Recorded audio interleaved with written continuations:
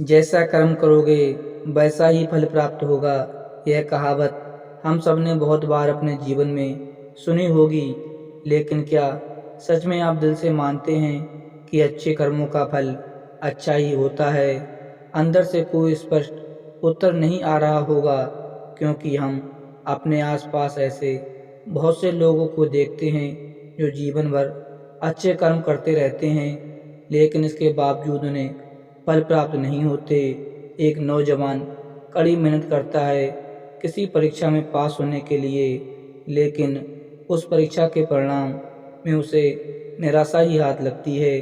तो इससे तो यही सिद्ध होता है कि जिन महापुरुषों ने ऐसा कहा है कि अच्छे कर्मों का फल अच्छा ही होता है, या तो वो महापुरुष गलत थे, या फिर कर्मों का लेखा जोखा हम समझ नहीं पाते। पर चिंता मत करिए, क्योंकि आज की कहानी सुनने के बाद कर्मों के बारे में आपकी सोच, आपकी दृष्टि एकदम स्पष्ट हो जाएगी। कहानी को आखिर तक जरूर सुनें, तभी अच्छी तरह से आप समझ पाएंगे। पुराने समय की बात है, किसी गांव में राकेश और भोला नाम के दो भाई रहते थे। पूरा गांव जानता था कि वो कहने को भाई थे, लेकिन भाई जैसा प्रेम उन दोनों में नहीं था। राकेश बड़ा था और भोला से बहुत तेज और चालाक था। उसने भोला के हिस्से में आने वाली खेती-बाड़ी की जमीन खुद हड़प ली थी। इसलिए भोला के परिवार को बड़े ही कष्ट के दिन झेलने पड़ रहे थे। भोला की पत्नी अक्सर बीमार रहा करती थी और उसके पास उसके इलाज तक के लिए पैसे नहीं थे। लेकिन अपने भाई से विपरीत भोला बड़े ही शीतल स्वभाव का इंसान था। वो कभी किसी के साथ बुरा नहीं करता था, लेकिन उसके मन में अक्सर यह सवाल उठा करता था कि मैं किसी का बुरा नहीं करता, किसी के बारे में बुरा तक नहीं सोचता हूँ, तो मेरे साथ ऐसा क्यों होता है? क्यों मेरी पत्नी हमेशा बीमार रहती है? क्यों मेरे पास इतना पैसा, इतना धन क्यों नहीं है कि मैं अपना जीवन अच्छे से चला सकूं? क्यों मुझे मेरे कर्मों का फल नहीं मिलता? और मेरा भाई इतना धूर्त है, इतना चालाक है, और वो हमेशा मज़े में रहता है, उसके तो कोई परेशानी ही नहीं है। वो सोचने लगा कि शायद बुरे कर्मों का फल अच्छा मिलता है और अच्छे कर्मों का फल बुरा मिलता है। उसी गांव से कुछ दूर एक सन्यासी अपनी कुटिया बनाकर रहा करता था।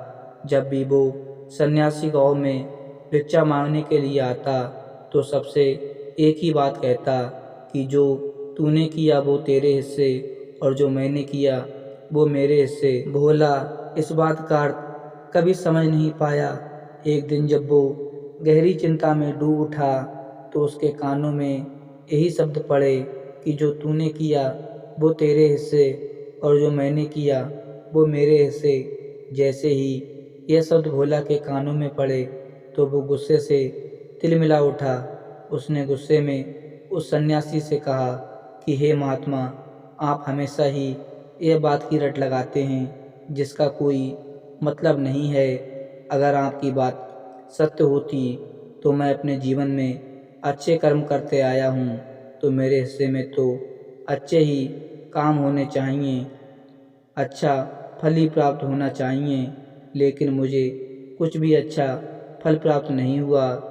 मेरी पत्नी हमेशा बीमार रहती है, खाने तक के पैसे नहीं होते हमारे पास। सन्यासी ने बड़े ही शांत स्वर में कहा कि ऐसा प्रतीत होता है कि बेटा, परिस्थितियों से तुम हार मान चुके हो। कठिन परिस्थितियां ने तुम्हारी सोच पर गहरा असर डाला है। बुरे समय ने तुम्हारी सोच भी बदल कर रख दी।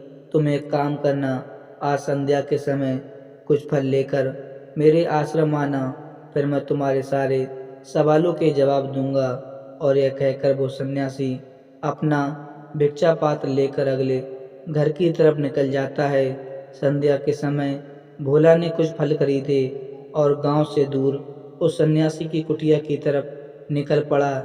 जैसे जैसे वो रास्ते पर आगे बढ़ रहा था, उसे अतः शांति का अनुभव हो रहा था। क्योंकि रास्ता गांव से दूर था, इसलिए उस समय कोई हलचल नहीं हो रही थी। बस रास्ते में जगह जगह कुछ लंगूर और बंदर दिखाई दे रहे थे।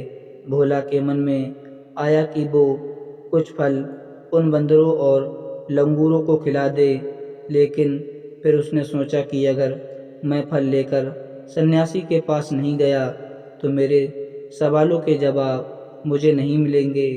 इसलिए बंदरों से वो फल बचाता हुआ उस सन्यासी की कुटिया तक पहुंचा। जैसे ही भोला कुटिया में पहुंचा, वैसे ही सन्यासी बोल पड़ा, अगर मन में था तो यह फल खिला क्यों नहीं दिया बंदरों को। यह सुनकर भोला आश्चर्यचकित रह गया। सन्यासी को कैसे पता चला कि उसके मन में बंदरों को फल खिलाने की इच्छा उठी थी।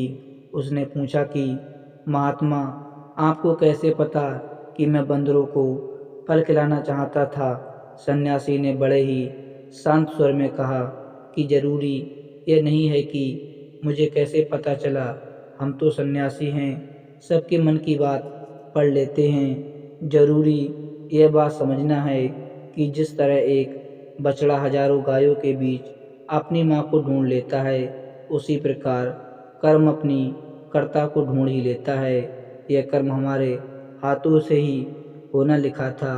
और यह कहकर सन्यासी ने उसके हाथ से फल लिए और बंदरों को खिलाना शुरू कर दिया। भोला इस बात का मतलब समझ नहीं पाया, इसलिए उसने उस सन्यासी से सवाल किया कि महात्मा, मैं आपकी बात का आशय समझ नहीं पाया, कृपया करके मुझे अज्ञानी को इसका मतलब समझाने की अनुकंपा करें। सन्यासी ने बड़े शांत स्वर में कहना शुरू किया कि बेटा, मनुष्य को हमेशा यही लगता है कि वही करने वाला है, वही करता है और वही कर्म करेगा, लेकिन समझने की बात यह होती है कि कर्म आपका खुद चुनाव करता है, आप कर्म का चुनाव नहीं करते। अगर आप किसी कर्म को करने के योग्य हैं तो हजारों लोगों के बीच में से कर्म आपको ढूंढ निकालेगा। इसलिए योग्य बनने पर ध्यान दो, कर्म करने पर ध्यान मत दो। सन्यासी ने इसका उत्तर देते हुए कहना शुरू किया कि बेटा, जब भी तुम किसी कर्म को करते हो, अपना पूरा भाव उसको देते हो, तुम्हारे विचार उसी कर्म पर केंद्रित रह सकते हैं। पूरे निष्ठा, प्रेम और सद्भाव के साथ किया गया कर्म तुम्हारे विचारों को इधर उधर नहीं भटकने देता। विचार तभी तुम्हें दूसरी दिशाओं में बहाकर ले जाते हैं जब तुम उस कर्म को पूरी निष्ठा के साथ नहीं करते, उसमें पूरा प्रेम नहीं डालते, उसमें पूरा भाव नहीं दिखाते। जब ये तीनों चीज़ तुम उस कर्म में डाल देते हो तो स्वाभाविक रूप से तुम पूरी तरह उस कर्म में सम्मिलित हो जाते हो और तुम्हारा मन और मस्तिष्क एक ही जगह पर टिका रहता है। सन्यासी ने इसका उत्तर देते हुए कहना शुरू किया कि बेटा, जब भी तुम किसी कर्म को करते हैं, अपना पूरा समय उसमें देते हैं, अपना पूरा प्रभाव उसमें डाल देते हैं, तो तुम्हारे विचार उसी कर्म पर केंद्रित हो जाते हैं। पूरे निष्ठा, प्रेम और सद्भाव के साथ किया गया कर्म तुम्हारे विचारों को इधर उधर नहीं भटकने देता। विचार तभी तुम्हारी दूसरी दिशाओं पर बहाकर ले जाते हैं। उसे स्पष्टता मिल चुकी थी, उसके सारे मन के सवाल खत्म हो चुके थे। उसने सन्यासी को प्रणाम किया और वहाँ से अपने घर के लिए निकल पड़ा। रात हो चुकी थी और रास्ते पर अंधेरा छाया हुआ था। वो इन बातों के बारे में विचार करता हुआ अपने घर की तरफ निकल जाता है। तो दोस्तों, आपको आज की कहानी कैसी लगी, अपनी राय हमें कमेंट में ज़रूर बताएं। अगर आपको यह कहानी पसंद आई हो तो अपने दोस्तों के साथ ज़रूर शेयर करें। तो दोस्तों, मिलते हैं एक नई वीडियो में, तब तक के लिए जय हिंद, धन्यवाद।